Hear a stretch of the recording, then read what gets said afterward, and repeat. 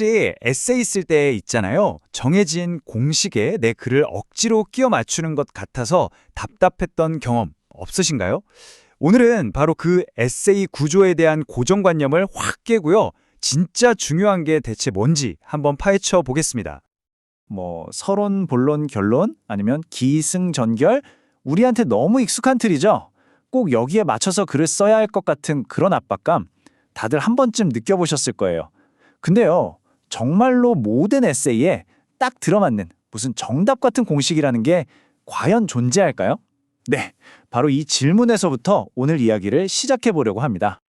자, 그럼 먼저 우리가 흔히 이게 규칙이야 하고 배워왔던 것들부터 한번 살펴볼게요. 그리고 말이죠, 왜 그 조언들이 오히려 우리의 글쓰기를 방해할 수도 있는지 그 오해의 실체를 하나하나 파헤쳐 보겠습니다. 네, 바로 이런 것들이죠. 4단 구성, 5단 구성. 우리한테 정말 익숙하잖아요.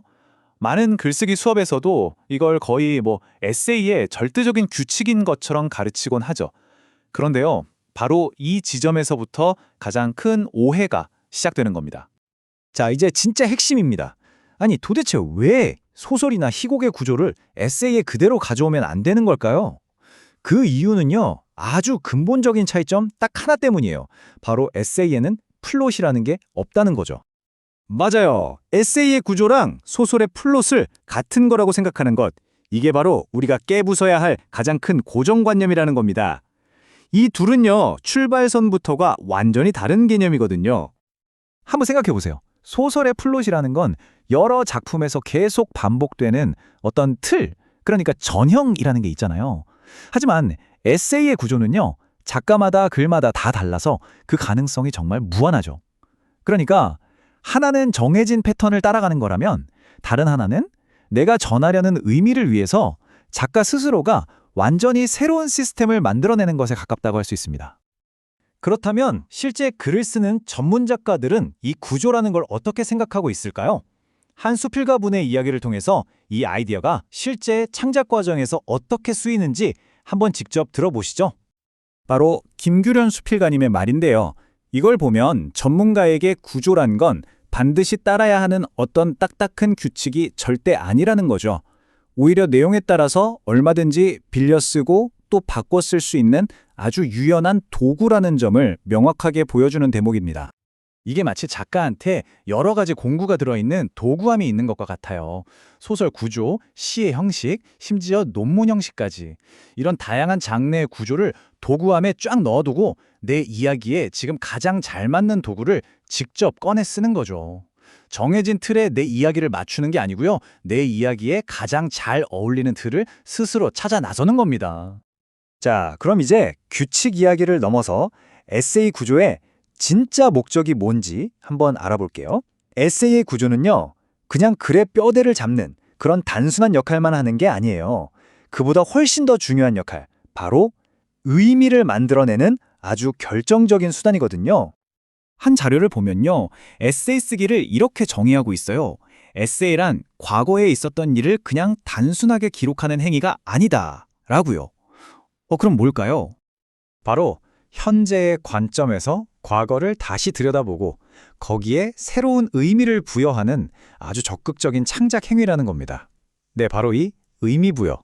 이게 바로 에세이의 진짜 심장이라고 할 수 있는 거죠. 그러니까 결국 에세이의 구조라는 건 정해진 공식이 아닌 거죠. 작가가 자기가 전하고 싶은 의미를 가장 효과적으로 전달하기 위해서 스스로 만들어내는 나만의 의미 시스템, 바로 개인화된 의미 체계라고 할 수 있는 겁니다. 자, 이제 기존의 규칙들을 다 깨뜨렸더니 이런 질문이 자연스럽게 나오죠. 알겠어요. 그런데 그럼 저처럼 글을 처음 써보는 사람은 도대체 어디서부터 시작해야 하는 거죠? 네, 아주 현실적인 질문인데요. 이 질문에 대한 답도 한번 찾아보겠습니다. 그럼 우리가 그동안 배웠던 그 모든 공식들, 서론, 본론, 결론 같은 것들, 이거 다 쓸모없는 걸까요? 다행히도 자료에 따르면 그건 아니라고 합니다. 이걸 완전히 버릴 필요까지는 없다는 거죠.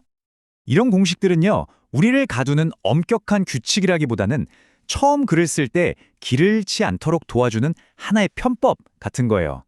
자전거 처음 배울 때 쓰는 보조 바퀴나 길을 안내해주는 가이드라인 정도로 생각하면 딱 좋습니다. 나중에 더 자유롭게 나아가기 위한 든든한 발판이 되어줄 수 있다는 거죠. 그러니까 그 과정은 이렇습니다. 처음에는 익숙한 구조로 시작하는 거 괜찮아요. 하지만 절대 거기에 갇히지는 마세요. 가장 중요한 건 이겁니다. 내가 전달하고 싶은 이 의미를 어떻게 하면 가장 잘 보여줄 수 있을까? 이걸 계속 고민하는 거죠. 바로 그 고민의 끝에서 여러분은 어느새 자신의 이야기에 딱 맞는 세상에 하나뿐인 형태를 발견하게 될 겁니다. 결국 에세이의 구조를 찾는다는 건요, 여러분의 그 소중한 이야기를 담아낼 가장 멋진 그릇을 찾는 과정과도 같아요.